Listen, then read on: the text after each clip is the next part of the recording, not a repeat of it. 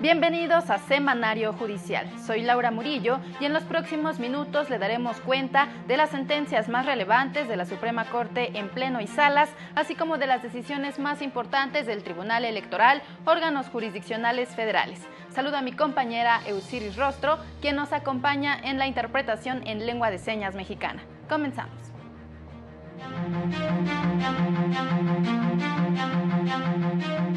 La Corte determinó que es constitucional disposición de Zacatecas que sanciona a propietarios de inmuebles que no los mantengan en buen estado.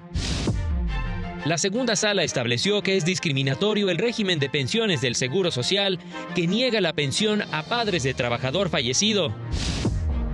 La Escuela Judicial debe contribuir a la formación de personal de excelencia del Poder Judicial Federal, aseguró la ministra Ríos Farjat. La Corte ha establecido criterios que protegen los derechos de las personas de la diversidad sexual.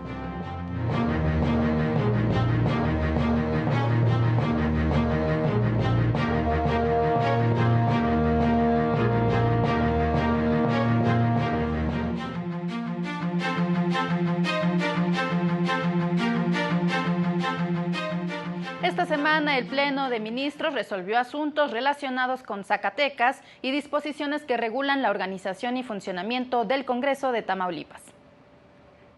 El Pleno de la Corte declaró constitucional que la ley sobre la organización y funcionamiento internos del Congreso de Tamaulipas permita la ejecución de resoluciones judiciales o administrativas en las instalaciones del Congreso local previa autorización de la presidencia de la mesa directiva.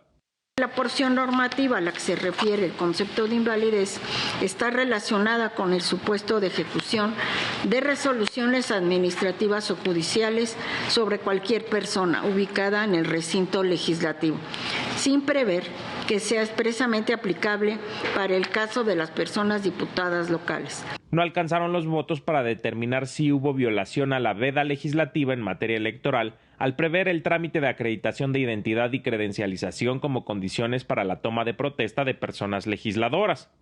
En otro asunto, el Pleno inició el estudio de otra acción. Validó que el Código Territorial y Urbano para Zacatecas y sus municipios permita a la autoridad municipal imponer sanciones administrativas a propietarios de lotes baldíos, construcciones inconclusas y casas abandonadas por no mantenerlos en condiciones adecuadas. Su finalidad está encaminada a ordenar las zonas que integran un centro de población y mejorar aquellas que se encuentren deterioradas para prevenir afectaciones ambientales, de seguridad y de salud pública. No alcanzó los votos para invalidar la porción del artículo 91 bis que establece la proporción de la afectación y la superficie del inmueble para calcular la multa a los propietarios o poseedores que omitan realizar acciones de saneamiento en sus inmuebles. Para el canal del Poder Judicial de la Federación, Mario López Peña. La segunda sala de la Corte estableció que es suficiente con ser dependiente económico de una persona fallecida que era derechohabiente del Seguro Social para que se le reconozca el derecho a la pensión por ascendencia en concurrencia con otros familiares con derecho a recibirla. Por estas razones determinó que es inconstitucional el régimen de pensiones del Seguro Social por excluir el derecho a recibir una pensión por muerte a los padres del trabajador fallecido cuando existen otros beneficiarios como el cónyuge o los hijos. La sala consideró que esa exclusión es discriminatoria, ya que no toma en cuenta que los ascendientes, en muchos casos adultos mayores o con discapacidad, también pueden depender del trabajador fallecido. Además, reiteró que hoy en día existen diferentes tipos de familias, más allá del modelo tradicional, y que el derecho a la pensión debe reconocer esta diversidad. Por estas razones, determinó que dicho régimen es inconstitucional y concedió el amparo a los padres del trabajador fallecido con el fin de que puedan recibir la pensión en concurrencia con otros beneficiarios. Con el fin de reconocer su función clave en la preparación de personas juzgadoras y de integrantes del Poder Judicial, así como reflexionar sobre su transición a Escuela Nacional, la Escuela Judicial celebró con un evento académico sus 47 años de existencia. Durante la inauguración, la ministra Ana Margarita Ríos Farjat aseguró que la Escuela Federal de Formación Judicial puede ser un gran faro en momentos turbulentos y de cambio. La dimensión de los problemas es tan grande que se necesita la unidad para enfrentarlos. Pero esa unidad está herida, está lastimada. Ni siquiera con garantías de Estado previstas en la Constitución se procuró evitar el daño a un gran segmento de mexicanos de bien que han trabajado por ese bien. Llamó a analizar el futuro de la institución con una visión nacional, pues está llamada a contribuir en el camino de excelencia de quienes integran el Poder Judicial Federal. Además, debe adaptarse a los nuevos retos. Que es indispensable seguir entonces trabajando con altura de miras, con visión de Estado, con ánimo de reconstrucción, de reconciliación, con ambición de ideales, ideales. El tema no somos las personas, ideas, ideales, estructuras. Con entusiasmo por aquello que podemos hacer, más allá y con independencia de los desafíos que enfrentemos. Cada quien habla y reacciona según su propia altura. Procuremos siempre que sea alta, precisamente. La directora de la Escuela Judicial, Josefina Cortés Campos, indicó que es momento propicio para repasar la historia de este centro de formación y para analizar sus retos futuros. Durante un foro se recordó que desde el 2008 el Pleno de la Corte ha establecido criterios que protegen los derechos de las personas de la diversidad sexual. En el reconocimiento a los derechos de las personas de la comunidad LGBTIQ+, la Suprema Corte de Justicia de la Nación ha tenido un papel relevante con sentencias emblemáticas que han servido para modificar el marco jurídico. Así lo aseguró Luis Alfredo García Martínez, dictaminador de la Unidad de Conocimiento Científico y Derechos Humanos de la Suprema Corte, al participar en las jornadas de difusión y consulta de la jurisprudencia con ejercicios prácticos por materia. Explicó que las sentencias del Tribunal Constitucional de México ha permitido reconocer que las personas de la diversidad sexual son sujetas de derechos y los argumentos aprobados han sido llevados al Congreso para aprobar leyes en favor de dicha comunidad. La Corte ha jugado un papel absolutamente relevante en temas de derechos LGBTI+, y ha permitido que las personas en este país lleven algunos derechos del closet judicial al altar legislativo.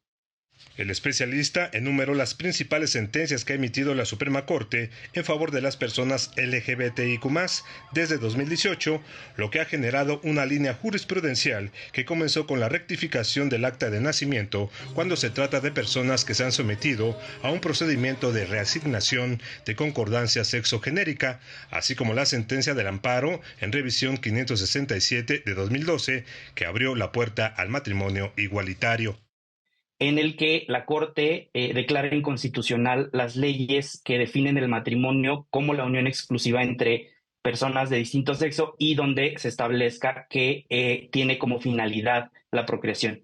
Este criterio, junto con otros, permite que en otros estados de la República, ¿no? En estados de la República en donde esto no se permita, permitía, digamos, acceder mediante el amparo al matrimonio igualitario. Para el canal del Poder Judicial de la Federación, Juan Carlos González. La primera sala de la Corte determinó que cualquier autoridad ajena al Poder Judicial carece de competencia para pronunciarse sobre el cumplimiento de una suspensión.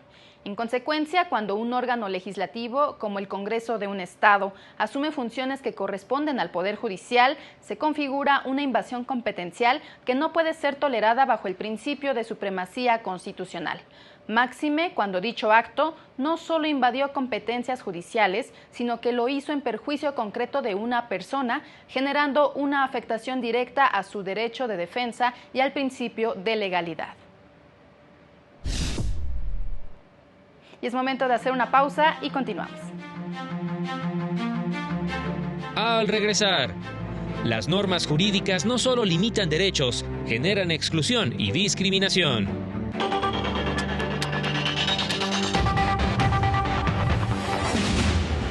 Agradecemos que continúe con nosotros. Especialistas no descartan que la nueva integración de la Corte modifique criterios del máximo tribunal protectores de derechos humanos.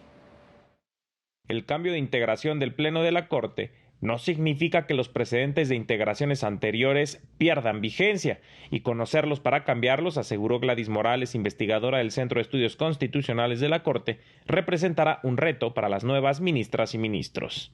Lo que no se vale que los órganos jurisdiccionales digan es, como yo no voté este caso, como yo no lo voté, entonces no me vincula el precedente. Eso no es un argumento. Pero lo que sí pueden decir es, con base en un análisis, a partir de otra interpretación, o sea, nos tienen que justificar por qué están cambiando el criterio. Si son Suprema Corte de Justicia, pero lo pueden hacer. En conferencia sobre el sistema de precedentes en México, la investigadora destacó la complejidad de un cambio radical de precedentes en corto tiempo. Generaría una inestabilidad en el sistema de justicia que nadie quiere. Para empezar, no la deberían querer ni los propios operadores jurídicos, ni los propios integrantes de las cortes. Hace más difícil su trabajo, complica las cosas. Reiteró la necesidad de que, tras la reforma judicial, se declare la apertura de una nueva época del Semanario Judicial de la Federación. Para el canal del Poder Judicial de la Federación, Mario López Peña.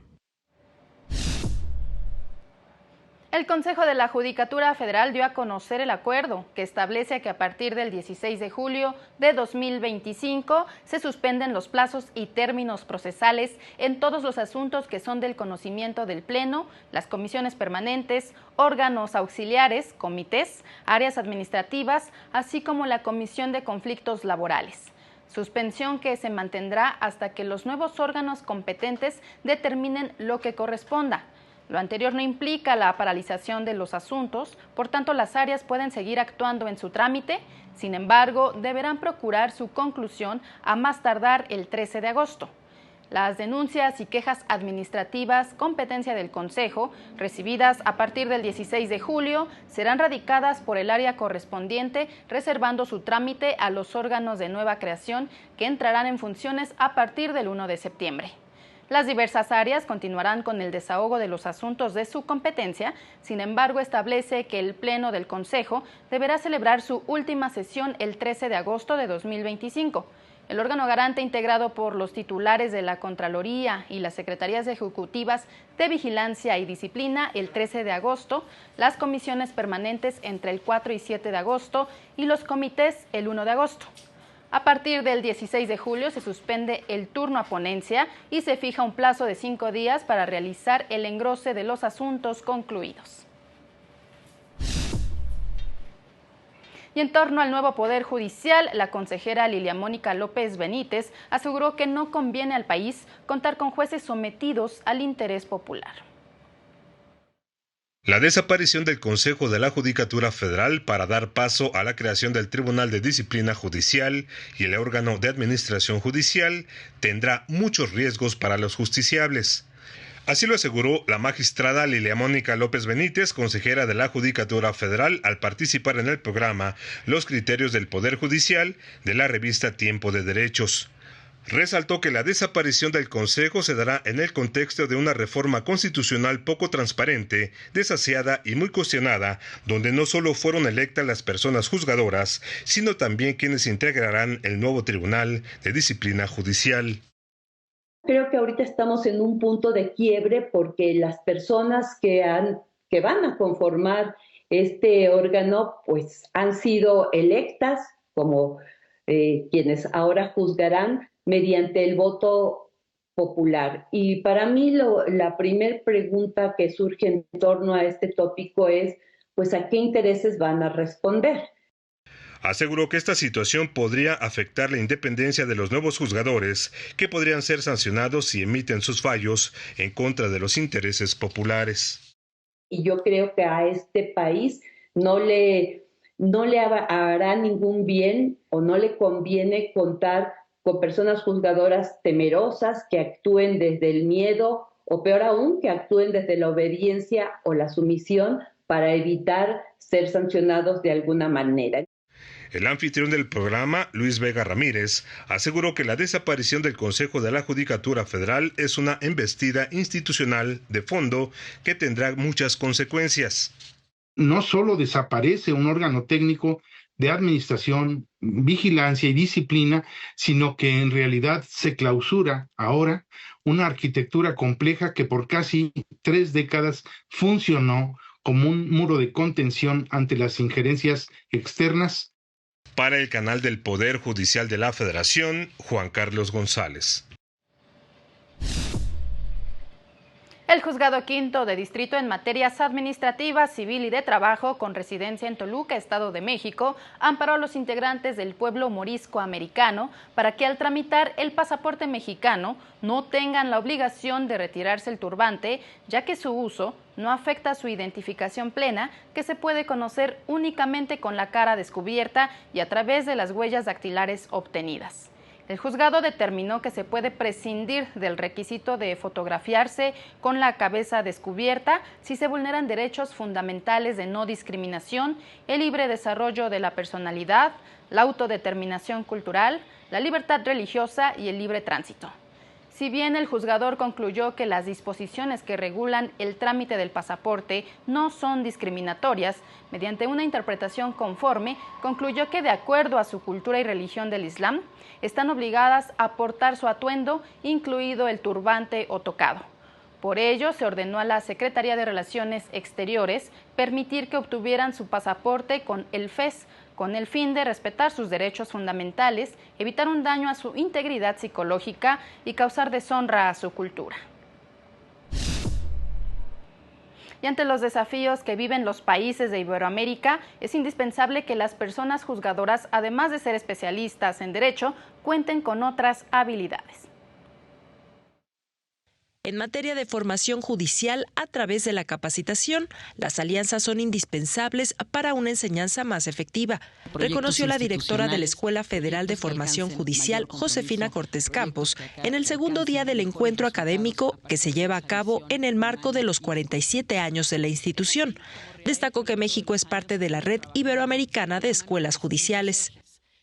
Y a partir de 2001 se ha venido configurando, voy a decirlo así, como un espacio de encuentro. Un espacio de encuentro, un espacio colaborativo, un espacio de reflexión común. Y de acuerdo con la misión de la REAEJ, esta debe consolidarse como una comunidad de enlace para la cooperación, concertación y apoyo recíproco de las escuelas judiciales y centros públicos de capacitación judicial en Iberoamérica. Titulares de escuelas de formación judicial de 9 países, incluido México, destacaron que ante los diversos conflictos que se viven en la actualidad, es necesaria una mirada que vaya más allá de solo la formación judicial. Para ser juez en el siglo XXI no basta con saber derecho. Es una condición mínima, indispensable, pero se requieren otras aptitudes. De ahí la necesidad de que formemos también en habilidades socioemocionales. Vivimos permanentemente en el conflicto, porque resolvemos conflictos. Entonces es necesario trabajar mucho con nuestros alumnos en el tema de la tolerancia. La escuela fortalece los conocimientos desde la persona de seguridad, de la persona de mantenimiento, pasa por todo el personal hasta Corte Suprema de Justicia. Compartieron experiencias de programas de formación judicial que destacan la capacitación desde otras ciencias y habilidades socioemocionales, con el propósito de cuidar también la salud de las personas juzgadoras, que a su vez se traducirá en una mejor impartición de justicia. Para el canal del Poder Judicial de la Federación, Lorena Sánchez Cabrera. El primer tribunal colegiado en materia administrativa del segundo circuito determinó que el lenguaje tiene un carácter performativo, es decir, que desempeña un papel esencial en la construcción y deconstrucción de realidades jurídicas y sociales. Precisó que el lenguaje puede servir para perpetuar desigualdades o como herramienta para erradicar la discriminación. Su uso incluyente no solo visibiliza a grupos históricamente excluidos, sino que también es un mecanismo para garantizar la igualdad y la no discriminación. En el ámbito jurídico, explicó, las normas no son neutrales ni existen en un vacío, ya que transmiten significados que pueden perpetuar desigualdades o contribuir a su eliminación. En consecuencia, la discriminación no solo se manifiesta en normas que restringen derechos, sino también en aquellas que refuerzan significados de exclusión o degradación para ciertos grupos.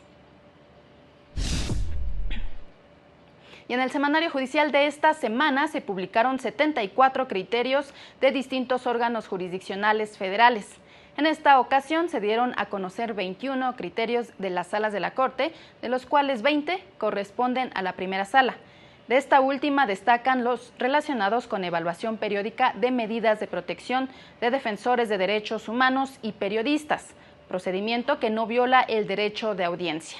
alimentos retroactivos derivados de un juicio de reconocimiento de paternidad, perspectiva de género en delitos de trata de personas, delito de usurpación de profesión, delito de insubordinación militar, daños punitivos en incumplimiento de un contrato de seguros, daño moral atribuido a compañías aseguradoras y compras por Internet para considerar que el consumidor consintió las políticas de compra y entrega y es necesario que las haya visto en la página de Internet al momento de la operación. En la segunda sala se publicó un criterio de rubro suspensión provisional.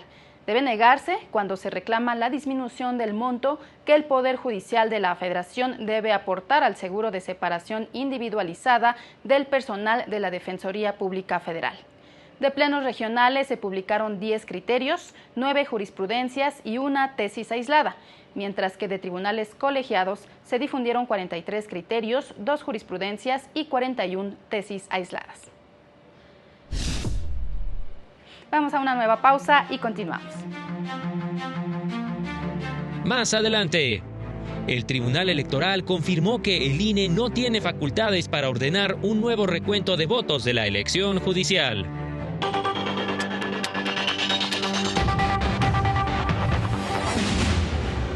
Y en su sesión de esta semana, el Tribunal Electoral resolvió diversos asuntos en los que se impugnaban los cómputos de la pasada elección judicial.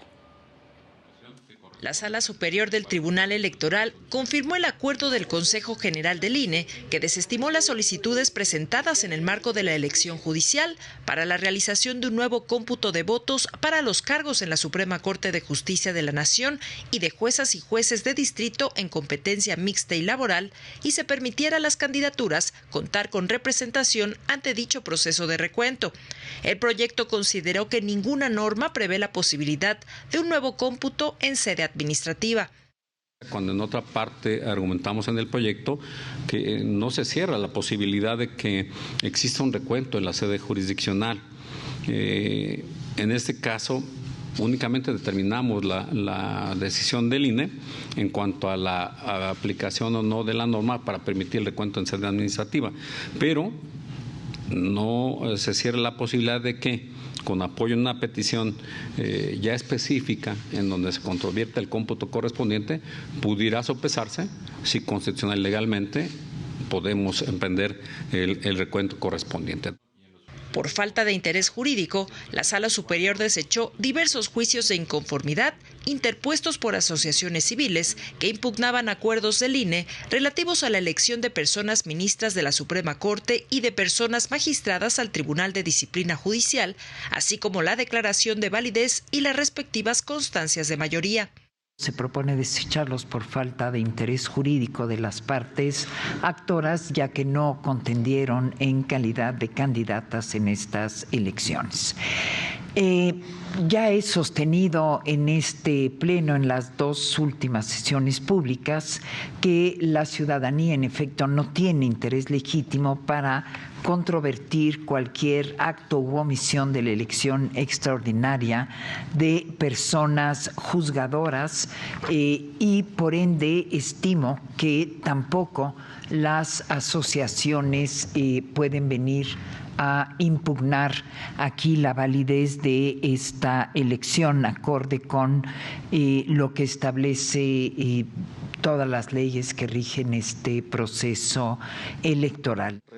En otro asunto, también sobre la elección judicial, se aprobó por unanimidad declarar existente la falta de respuesta del INE a una solicitud para la revisión técnica y auditoría interna al sistema de captura y cómputo de votos utilizado durante el proceso electoral, por lo que se ordenó al INE dar respuesta a la brevedad. Para el canal del Poder Judicial de la Federación, Lorena Sánchez Cabrera. En tanto, el INE concluyó el proceso de declaratoria de validez y entrega de constancias de mayoría a las y los aspirantes que obtuvieron el mayor número de votos en elección de magistraturas de circuito y juzgados de distrito. El Consejo General del INE entregó las constancias de mayoría a más de 800 candidatas y candidatos que obtuvieron más votos en la elección para magistraturas de circuito y juzgados de distrito. Por el número de personas, la entrega de constancias se llevó a cabo en 3 grupos.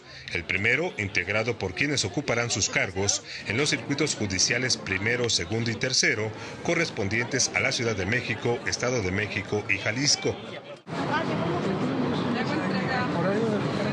Ahora sí.